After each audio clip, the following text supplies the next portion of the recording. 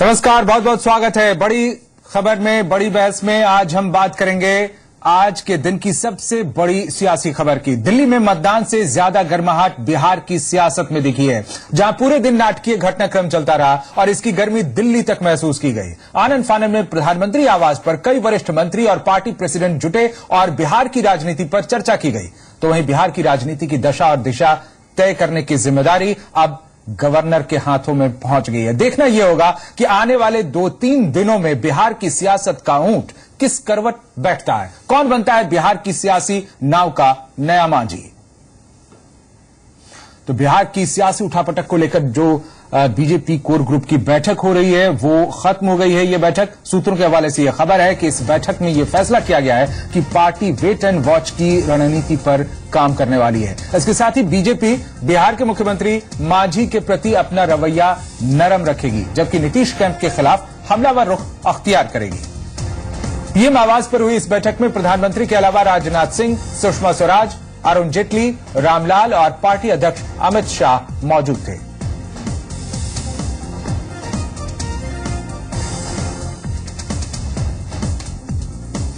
Ravindra Kumar ji media संवाददाता हमारे साथ जुड़ गए हैं इस वक्त। रविंद्र, जो बैठक खत्म हुई है इसके बाद जो स्थितियां बन रही हैं उनके बारे में ताजा जानकारी क्या है आपके पास? देखिए, जो बैठक खत्म हुई और जो हमें सूत्रों से जानकारी मिल रही है, बीजेपी ने एक स्ट्रेटेजी बनाई कि वेट एंड वॉच, जो भी होना है पटना में हो। जीतन राम मांझी जितना भी नीतीश कुमार को नुकसान पहुंचा सकते हैं या पार्टी में जितना भी खिंचालेदर हो सकता है, इसे देखा जाए। क्योंकि अभी हस्तक्षेप, एक तरह से पार्टी ने फैसला लिया कि अभी किसी तरह का हस्तक्षेप नहीं किया जाए कम से कम 3-4 दिन तक। क्योंकि कल वैसे भी नीति आयोग की बैठक होनी है, जहां पर Jitan Ram Manjhi as a CM यहाँ पर 7 RCR में प्रधानमंत्री नरेंद्र मोदी के सामने रहेंगे भी। और जाए तो पार्टी ने एक फैसला लिया कि जीतन राम मांझी ने जो रिकमेंडेशन का विधानसभा भंग करने का फैसला लिया है वो टेक्निकली सही है, क्योंकि विधानमंडल के नेता के तौर पर, मुख्यमंत्री के तौर पर उन्होंने फैसला लिया था। अब गवर्नर इस पर क्या लेते हैं अंतिम रूप और सरकार की तरफ से डायरेक्शन जाता है, ये अभी तक खुलासा नहीं हुआ है। लेकिन पार्टी वेट एंड वॉच की स्थिति में है अभी। शुक्रिया आपका जानकारी देने के लिए रविंद्र। तो बीजेपी वेट एंड वॉच की रणनीति पर फिलहाल बनी हुई है बिहार के हालात को देखते हुए। बिहार के मुख्यमंत्री जीतन राम मांझी पार्टी आलाकमान के सामने झुकने को तैयार नहीं है। इधर मांझी ने आज फिर 15 मंत्रियों को बर्खास्त करने की सिफारिश कर दी है। जिन मंत्रियों को बर्खास्त करने की सिफारिश की गई है वे सभी नीतीश कुमार के समर्थक हैं। इससे पहले भी शुक्रवार को मांझी ने अपने कैबिनेट में शामिल 2 नीतीश समर्थक मंत्रियों को बर्खास्त करने की सिफारिश की थी, जिसे राज्यपाल ने मंजूरी दे दी। और आज फिर 15 इस तरह से जो मंत्री हैं, जो नीतीश के समर्थक हैं, उनकी सूची भेजी है राज्यपाल के पास। तो बिहार में सियासी हलचल के बीच अब राज्यपाल के पास ये संवैधानिक मजबूरी है कि उन्हें विधायक दल की सिफारिश माननी होगी। बिहार में जेडीयू विधायक दल की बैठक में नीतीश कुमार नेता चुने जा चुके हैं, जबकि इससे पहले जीतन राम मांझी ने कैबिनेट की बैठक की थी और ये कहा जा रहा था कि जीतन राम मांझी वे विधानसभा भंग करने की सिफारिश गवर्नर के पास उन्होंने भेज दी थी। हालांकि गवर्नर ने फिलहाल ऐसी किसी भी सिफारिश के मिलने से इनकार कर दिया है। दोनों ही हालत में फैसला गवर्नर के हाथ में है कि वो या तो विधानसभा भंग करेंगे या फिर नीतीश को विधानसभा में अपना बहुमत साबित करने को कहेंगे। बिहार के मौजूदा गवर्नर केसरीनाथ त्रिपाठी हैं, जो बीजेपी से जुड़े रहे हैं। ऐसे में बहुत मुमकिन है कि वो केंद्र सरकार की मर्जी के मुताबिक फैसला लें। अब अगर केंद्र सरकार चाहेगी कि बिहार में चुनाव तो हो सकता है कि गवर्नर आज रात तक विधानसभा भंग कर दें, और अगर केंद्र सरकार चुनाव नहीं चाहेगी तो हो सकता है गवर्नर नीतीश से अपना बहुमत साबित करने को कहें। ऐसे में नीतीश अपनी पूरी ताकत बहुमत जुटाने में लगा देंगे। ऐसे में ये बताना भी जरूरी है कि नीतीश कुमार ने विधायक दल का नया नेता चुने जाने के बाद ये दावा किया है कि उन्हें जेडीयू के अलावा सहयोगी दलों का भी समर्थन हासिल है। सहयोगी पार्टियों के तौर पर नीतीश ने आरजेडी और कांग्रेस का नाम लिया है। तो ऐसे में बदली परिस्थितियों में अगर नीतीश को मुख्यमंत्री बनने का दोबारा मौका मिलता है, दोबारा वो मुख्यमंत्री बनते हैं, तो ऐसा लगता है कि उन्हें बहुमत साबित करने में ज्यादा मुश्किल नहीं होगी। और बीजेपी की जो ताजा स्थिति है वो भी हम तक पहुंच चुकी है। वो वेट एंड वॉच की पॉलिसी पर फिलहाल काम करेंगे 2-3 रोज तक। ये जानकारी मिली बीजेपी की बैठक जो दिल्ली में हुई प्रधानमंत्री आवास पर, उस बैठक के बाद। कोई पत्र नहीं आया। अगर आएगा तो फैक्स से आएगा, ईमेल से आएगा, और जब आएगा तो उस पर नियमानुसार विचार होगा। स्थिति बन गई है, मंत्री को पहले मालूम तो हो कि क्या है, मंत्री तो बहिष्कृत हो सकते हैं। ये मुख्यमंत्री का अधिकार है कि किस मंत्री को अपने साथ रखे, अपने मंत्रिपरिषद में किसको लिया। और हमारे साथ खास मेहमान भी हैं, मनोज राजनीतिक विश्लेषक हैं हमारे साथ। हमारे स्टूडियो में शिवपूजन झा संपादक हैं जी पुरवैया के, हमारे साथ जुड़े हुए हैं, और हमारे चैनल के संपादक वासिंद्र मिश्र जी संगम के संपादक हमारे साथ स्टूडियो में हैं इस वक्त। बहुत बहुत स्वागत है आप सबका। वासिन जी, अभी जो ताजा रुझान मिले बीजेपी के यहां सेंटर में जो बैठक हुई, इस बैठक के बाद, बीजेपी की इस बैठक के बाद, कोर ग्रुप की बैठक के बाद ये बातें कही जा रही है कि वेट एंड वॉच की पॉलिसी पर रहेगी बीजेपी। आखिर इस तरह का निर्णय बीजेपी को क्यों लेना पड़ा और इसके क्या मायने आपको लग रहे हैं बिहार की राजनीति में? अजीत, सबसे पहले तो ये बताना जरूरी है अपने दर्शकों को कि जो राज्यपाल हैं केसरीनाथ त्रिपाठी, उनके पास बिहार का एडिशनल चार्ज है और इस समय वे कोलकाता में हैं। तो बिहार में जो भी राजनीतिक उठापटक हो रही है उससे वो काफी दूर है। तो उनका कहना कि मंत्रिमंडल की वह सिफारिश वाला पत्र उनको नहीं मिला है जिसमें बिहार विधानसभा भंग करने की बात कही गई जा रही है जीतन राम मांझी की तरफ से, तो इसमें काफी हद तक हम कह सकते हैं कि सच्चाई भी है। और ये भी हो सकता है कि जीतन राम मांझी की तरफ से जो पत्र राजभवन को जाना चाहिए वो पटना राजभवन को भेजा गया हो और वहां से कोलकाता राजभवन तक जाने में थोड़ा विलंब हो रहा हो। दूसरी जो हम चाहते हैं अपने दर्शकों को अपडेट करना कि जो भी घटनाक्रम हुआ है दिल्ली में, जिस तरह के चुनाव हुए हैं दिल्ली विधानसभा के, उसके बाद जो एग्जिट पोल अभी हम सब लोग दिखा रहे थे अपने दर्शकों को कि किस तरह से एग्जिट पोल में बीजेपी पिछड़ती नजर आ रही है और आम आदमी पार्टी सत्ता के करीब जाती दिखाई दे रही है। शायद उसका असर है कि बीजेपी का केंद्रीय नेतृत्व बिहार के मामले में कोई फैसला नहीं कर पाया और इस मामले को कुछ दिन के लिए टाल दिया गया है। तीसरी जो लेटेस्ट जानकारी है वह जो पता चल रहा है कोलकाता राजभवन के सूत्रों से कि राज्यपाल पटना सोमवार को पहुंचने वाले हैं और आज की तारीख में इस समय वे कोलकाता में हैं। तो ये तीन महत्वपूर्ण जानकारी है जो कि हम चाहते थे कि अपने दर्शकों तक पहुंचाएं। अब जहां तक रही बात बीजेपी के वेट एंड वॉच की पॉलिसी की, तो यह बीजेपी के सामने सबसे बड़ी जो चुनौती थी वो दिल्ली विधानसभा का चुनाव था। और जिस तरह से दिल्ली विधानसभा के चुनाव में बीजेपी को जबरदस्त चुनौती का सामना करना पड़ा है आम आदमी पार्टी से, उसके बाद बीजेपी कोई भी फैसला जल्दीबाजी में लेने के पक्ष में नहीं है। और दूसरी तरफ जीतन राम मांझी की तरफ से जो खबरें आ रही हैं वो सेल्फ कॉन्ट्राडिक्टरी हैं, यानी आपस में काफी विरोधी हैं। एक तरफ जीतन राम मांझी के सूत्र बता रहे हैं कि उन्होंने बिहार विधानसभा भंग करने की सिफारिश कर दी है, दूसरी तरफ उनकी तरफ से एक चिट्ठी राजभवन को भेजी गई है कि जो मंत्री इस्तीफा देने जा रहे हैं राजभवन में उनको बर्खास्त कर दिया जाए, यानी वो बिहार के मुख्यमंत्री के पद पर खुद बने रहना चाहते हैं। तीसरा जो महत्वपूर्ण संकेत मिल रहा है जेडीयू विधायन मंडल दल की बैठक से, उस बैठक के बाद जब नीतीश कुमार संबोधित कर रहे थे विधायकों को और अपने पार्टी के प्रमुख कार्यकर्ताओं को, तो उसमें उन्होंने साफ कर दिया कि आज उन्होंने सुबह कोशिश की थी जीतन राम मांझी से बात करने की, विषम पटेल से बात करने की, लेकिन वो कोशिश नाकाम रही और जीतन राम मांझी और उनके कुछ साथियों ने मिलकर पार्टी को तोड़ने की कोशिश की, पार्टी को बदनाम करने की कोशिश की। तो अब इससे एक बात बिल्कुल साफ है कि जेडीयू का जो शीर्ष नेतृत्व है, जो जेडीयू के जो ज्यादातर विधायक हैं, कार्यकर्ता हैं, वे अब जीतन राम मांझी को जेडीयू के कोटे से मुख्यमंत्री पद पर बनाए रखने के पक्ष में नहीं है और शायद इसीलिए नीतीश कुमार को विधानमंडल दल का नया नेता चुना गया है। अब राज्यपाल आएंगे, उसके बाद संभवतः नीतीश कुमार की तरफ से सरकार बनाने का दावा पेश किया जाएगा। अब निर्भर करता है राज्यपाल पर और केंद्र की मोदी सरकार पर कि इस पूरे जो राजनीतिक घटनाक्रम तेजी से बदल रहा है बिहार में, उसमें वो क्या स्टैंड लेते हैं, किस पाले में जाने को तैयार है। जी, इसके साथ साथ जो बिहार में घटनाक्रम है इस पर सबकी निगाहें बनी हुई है। शिवपूजन झा संपादक हैं जी पुरवैया के हमारे साथ। शिवपूजन, ये बताइए कि वहां पर जो परिस्थितियां बनी, इसके तहत ये फैसला बीजेपी के लिए सही था, क्योंकि वहां पर संख्या बल भी नहीं है बीजेपी के पास उतनी, जो वो मांझी को अलग से सपोर्ट देकर उनके साथ कुछ नया गठजोड़ कर पाए। इसके साथ साथ जो विधायक पहुंचे थे आज बैठक में, जो जेडीयू की तरफ से बैठक बुलाई गई थी, उसमें केवल और केवल 14 विधायक नहीं पहुंचे थे। यानी मांझी के पक्ष में विधायकों का जो दावा किया जा रहा था पहले 25 का, वो घट के अब 12-14 पर आ गया है। क्या ये सब भी कारण है?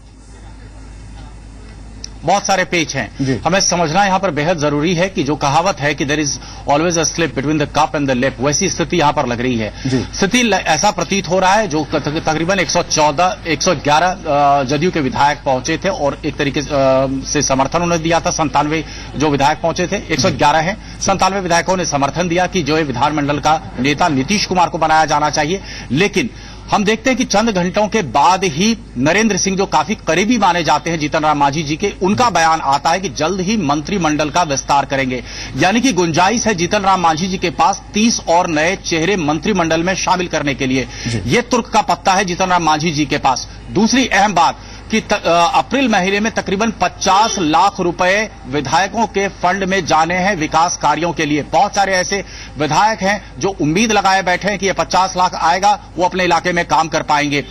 तो बहुत सारे ऐसे लोग निश्चित रूप में नीतीश कुमार के खेमे में हैं, जिनको नीतीश कुमार या जदयू मान रही है कि वो उनके पक्ष में जा सकते हैं, ये अवसरवादी हो सकते हैं अंतिम स्टेज में। इसलिए मैंने कहा कि there is always a slip between the cup and the lip.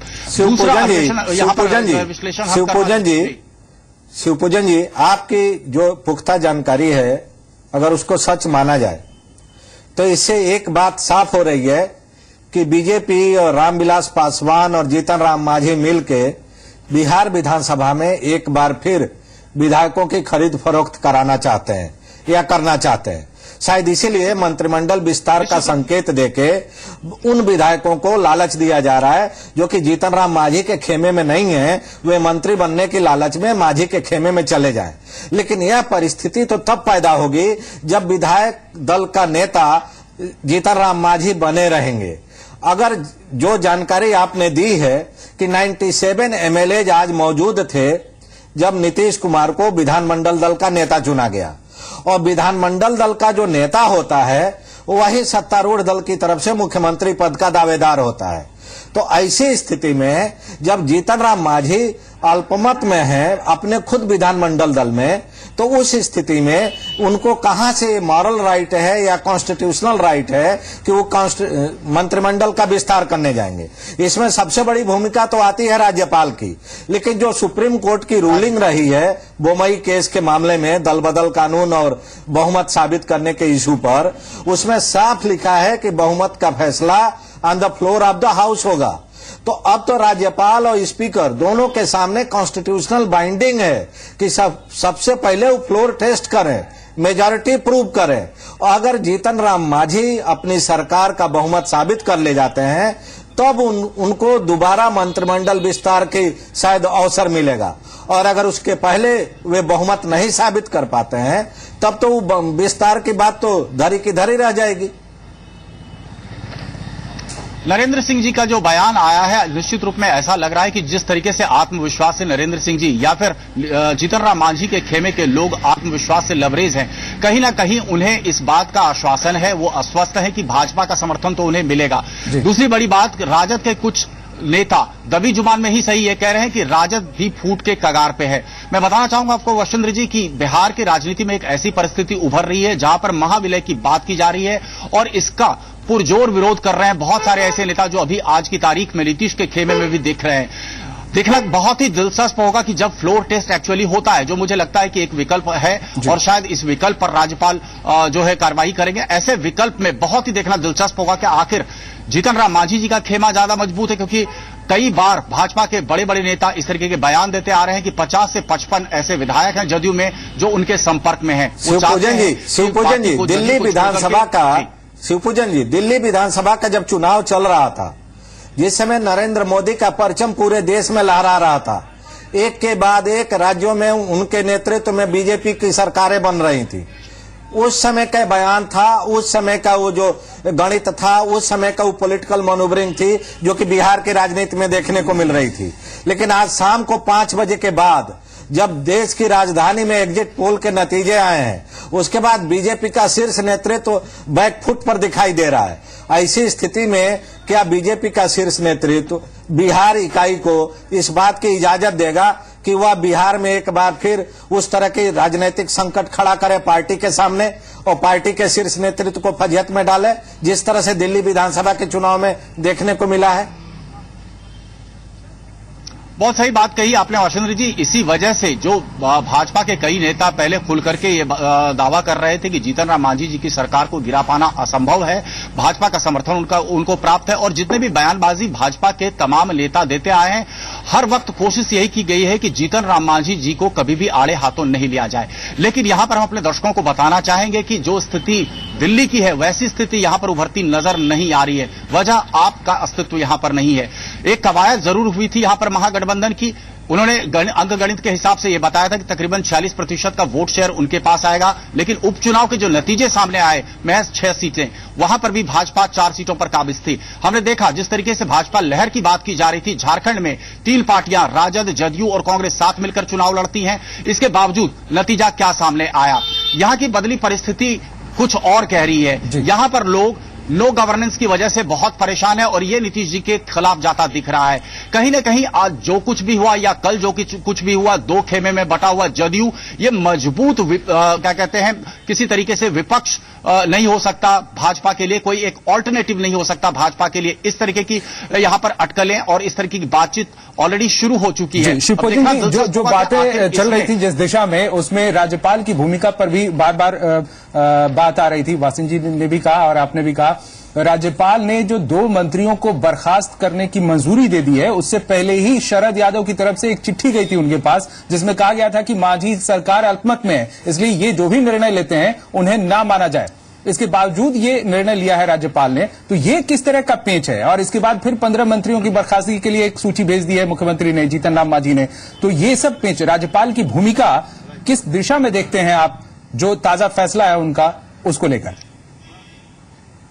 देखिए, तकरीबन 19 मंत्रियों ने एक पत्र लिखा, जिस पत्र को तुरंत भेजा गया वो गवर्नर को और प्रेसिडेंट को, दोनों को वो प्रेषित किया गया है, ये कहते हुए कि अल्पमत में है जीतन राम मांझी और जो भी फैसला लिया गया है उस फैसले पर विचार ना किया जाए। बदले हुए परिस्थिति में हम देखते हैं कि इस पत्र के बाद तुरंत बाद जीतन राम मांझी जी का दूसरा पत्र जाता है और एक बैठक बुलाई जाती है नीतीश कुमार के आवास पर, जहां पर उनके पक्ष के जितने भी मंत्री हैं सारे लोग मौजूद होते हैं। और उसके बाद अभी देर रात तक भोज का भी कार्यक्रम रखा गया है नीतीश जी के ही के पाले में जो मंत्री हैं उनके घर पे। अब देखना बहुत ही दिलचस्प होगा कि आखिर गवर्नर क्या भूमिका, कौन सी भूमिका अपनी निभाते हैं। पहले मौका जीतन राम मांझी जी को देता है। एक छोटा सा आपकी टिप्पणी चाहिए। आपने कहा कि पुअर गवर्नेंस के वजह से बिहार की परिस्थिति अलग है। आपने लो गवर्नेंस की बात की, हमको लग रहा है आप पुअर गवर्नेंस की बात करना चाह रहे थे। पुअर गवर्नेंस जो पिछले 7 या 5 महीने की बात कही जा रही है बिहार में, वह जीतन राम मांझी उस समय बिहार के मुख्यमंत्री रहे हैं। और जीतन राम मांझी के मामले में नीतीश कुमार ने आज खुल के बोला है अपने विधायक दल की बैठक में कि जीतन राम मांझी बीजेपी और रामविलास के इशारे पर काम कर रहे थे, पार्टी विरोधी गतिविधियों में शामिल थे, पार्टी की छवि खराब कर रहे थे, बिहार की जनता के साथ अन्याय कर रहे थे। तो अगर पुअर गवर्नेंस की बात को सही माना जाए, जो बीजेपी और रामविलास के लोग चाहेंगे आरोप लगाना, तो उसके लिए तो बीजेपी और रामविलास खुद कटघरे में खड़े नजर आएंगे अगर इसको मुद्दा बना के बिहार में जाते हैं जनता के बीच में। तो नीतीश कुमार यही तो चाहते हैं साबित करना कि बीजेपी कहे पुअर गवर्नेंस और कहेंगे जीतन राम मांझी को तो इन्होंने अपने इशारे पर चलाया 5 महीना, इसलिए हमको मजबूरी में हटाना पड़ा जीतन राम मांझी को। इसके बाद क्या हालात बनेंगे बिहार? इसी बात का जिक्र किया जब नीतीश कुमार ने आज मीडिया को एड्रेस किया है। लेकिन देखना बहुत ही दिलचस्प होगा कि जो जदयू अभी तक शांत थी, बार बार कह रही थी कि जीतन राम मांझी जो है वो मान्य नेता है, सर्वमान्य नेता है, उनको हटाने की कोई कोशिश नहीं हो रही। और सिर्फ हमने पिछले 3 दिनों से देखा कि ऐसी कवायद शुरू हुई, जीतन राम मांझी जी से आग्रह किया जा रहा था कि वो स्टेप डाउन कर जाए कहीं ना कहीं। इन तमाम जो बदलती हुई राजनीतिक परिस्थिति है, इसमें भाजपा ने अपना स्टैंड शुरुआत से ही क्लियर रखा था कि जीतन राम मांझी जी को आड़े हाथों नहीं लेना है।